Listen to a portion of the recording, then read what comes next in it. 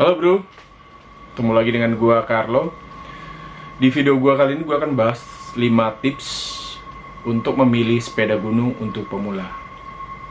Model, harga kadang menjadi pertimbangan orang untuk memilih sepeda yang akan dia pakai.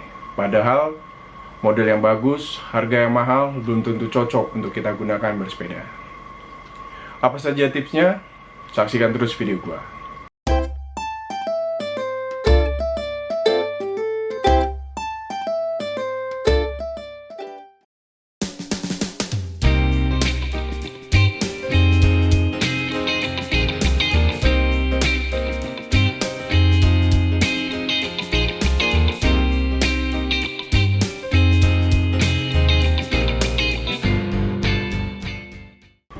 Tips yang pertama,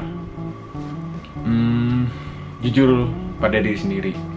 Jadi maksudnya gini loh bro, terkadang kita berpatokan pada orang lain atau melihat orang lain untuk memilih sepeda. Ya entah itu kita lihat di YouTube, entah itu kita saksikan langsung. Kita lihat bahwa orang itu yang kita lihat itu udah bisa melakukan beberapa trik, udah melakukan melewatin obstacle, bahkan jumping atau beberapa trik lainnya seperti bunny hop atau apalah. Karena kita penasaran, kita lihat, wah sepeda orang ini oke juga nih, kita browsing, akhirnya kita beli sepeda itu. Ya ternyata setelah kita beli, ya kita nggak bisa melakukan seperti yang tadi yang pernah kita lihat itu. Kenapa? Ya skill kita memang berbeda gitu. Jadi gue mau bilang bahwa ya jujurlah ya pada diri sendiri kalau kita belum mampu untuk melakukan trik-trik seperti itu, karena itu memang proses, orang butuh latihan. Dan mungkin orang itu bisa melakukan itu pun mungkin 1 atau 2 tahun gitu. Jadi jangan dipaksa. Karena yang biasa dilakukan trik itu, si orang itu sepeda itu dia sudah paham benar kebutuhannya dia untuk sepeda untuk melakukan hal itu, udah tahu. Spesifikasinya dia udah tahu banget. Jadi kebutuhan dia untuk sepeda untuk melakukan hal itu dia udah tahu. Jadi ya jujurlah diri sendiri, kalau memang kita masih pemula ya sudah, tidak perlu membeli sepeda yang spesifikasinya tinggi. Tips yang kedua, sesuaikan jenis sepeda dengan medan atau rute yang akan dilalui ataupun hari-hari seperti apa. Untuk sepeda gunung sendiri ada banyak jenisnya sih, beda-beda jenis sepeda itu beda peruntukannya jelas ya. Jangan sampai lo pakai sepeda downhill lo pakai di perkotaan. Bisa, cuman ya nggak maksimal gitu loh. Tips yang ketiga, pilih ukuran frame yang sesuai.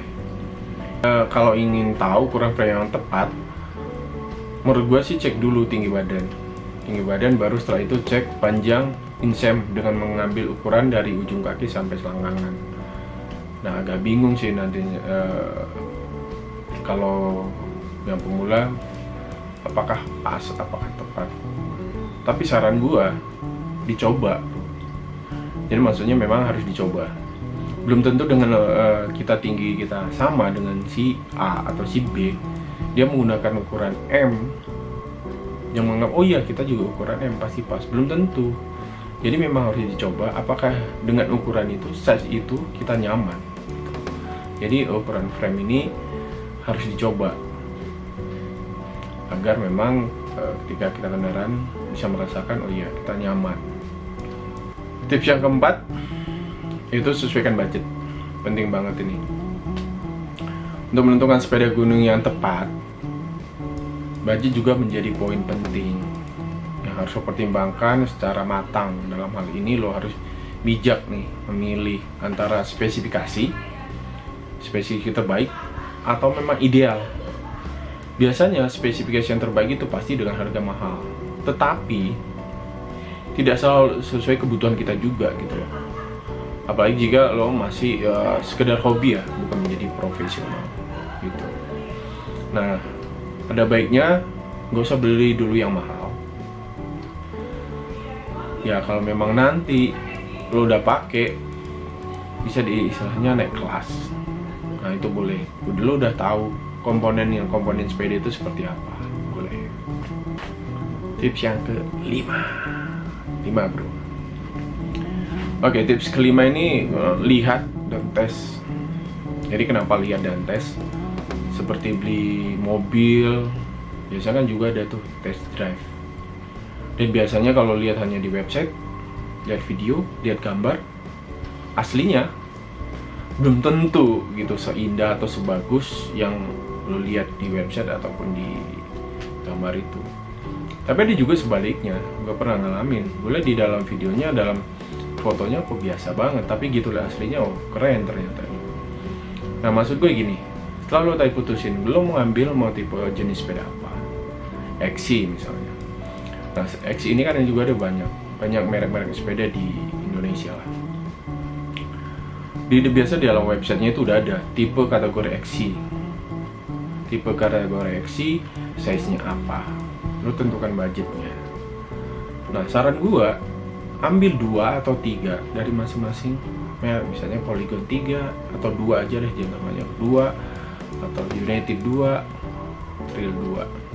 Itu lo compare kan, lo lihat, kebandingin dari segi harga, spesifikasi. Yang pasti lo tadi udah nentukan bahwa XC harganya sekian. Nah bagus lagi kalau lo punya temen yang punya sepeda seperti yang lo mau, jadi lo bisa tanya langsung reviewnya kayak apa, lo bisa tes langsung. Nah kalau nggak ada, lo main aja ke toko sepeda terdekat, lo coba langsung, lo coba, lo nyaman yang mana.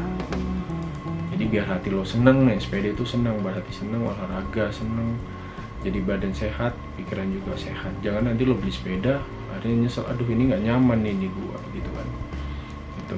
Jadi lihat dan dites. Tips yang bukan kelima sih atau keenam, ketujuh, 8, tapi bonus, tip bonus.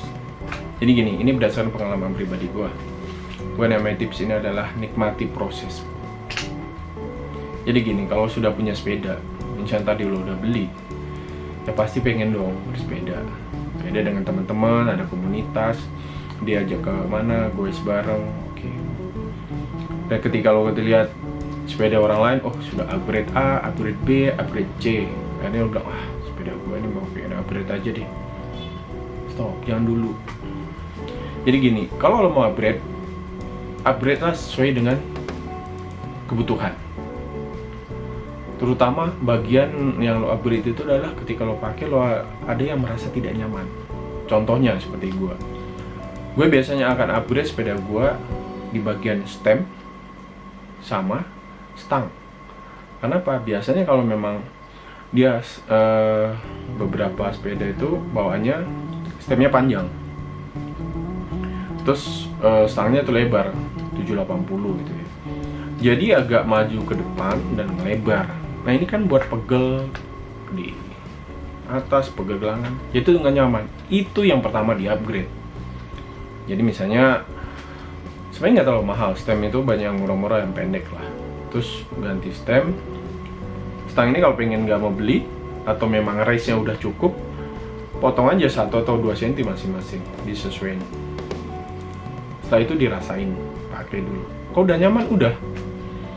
Nah baru nanti coba lagi kalau pengen mengupgrade yang lain, berbarengan dengan latih skill juga sih, supaya nanti kalau nanti bahasanya naik kelas itu bukan orang bilang lagi pemula, berarti ini udah pemain.